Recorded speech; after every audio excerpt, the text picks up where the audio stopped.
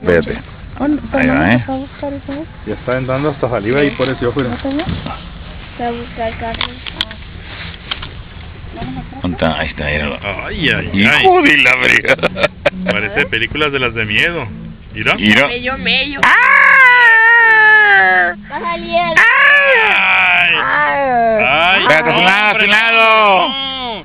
¿Y si le hacemos un hoyo en un como ojo? Ah, no, ya se también allá. Y luego de repente el fuego se va a prender más y más y va a Mira los más ojos. de ese Sí, fuego. está bien formado, hasta los pinillos se le ve. Se va a revivir. Creo que se vaya la ceniza y entre un ojo de verdad. Hijo de- Así, queda así. Y un ojo que aparezca. Ya se me perdió.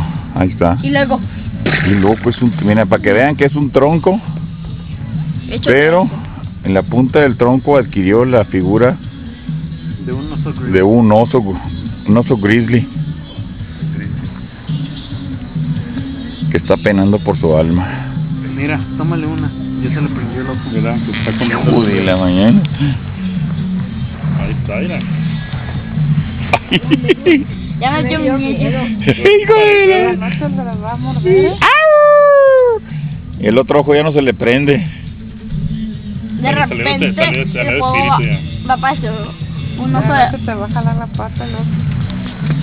Sin embargo, Y te va a morder y todo. es un tronco, como pueden ver, ahí está. Un cachete. Este es un árbol, Es la historia de él.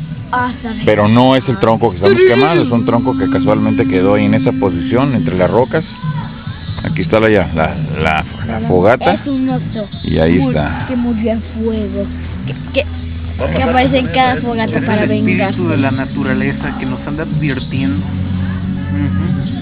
De que ya no me Hijo de la mañana.